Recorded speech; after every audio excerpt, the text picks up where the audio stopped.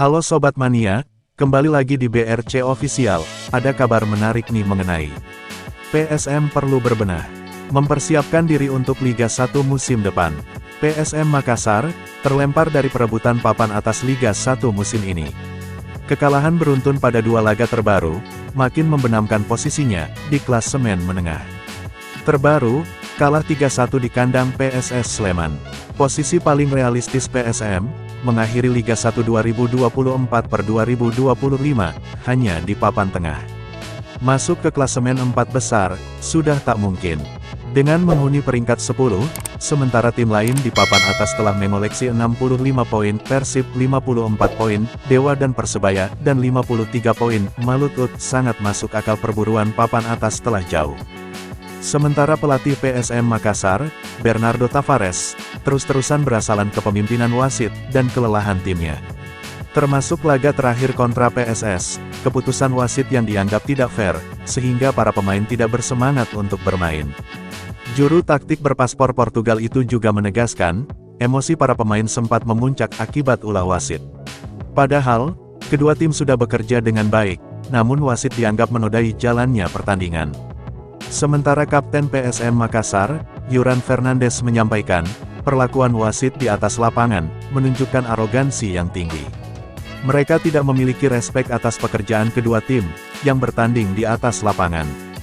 Namun, apapun itu, hasil ini tidak akan mengubah apa-apa. PSM tetap saja tidak bisa mengejar papan atas, meski memenangkan 3 laga tersisa. Jika PSM menyapu bersih 3 laga dengan kemenangan, maka poin mereka akan menyamai Persebaya, saat ini 53 poin.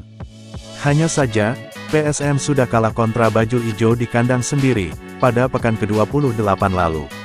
Artinya, PSM tidak bisa lagi menyalip klub kebanggaan bonek tersebut.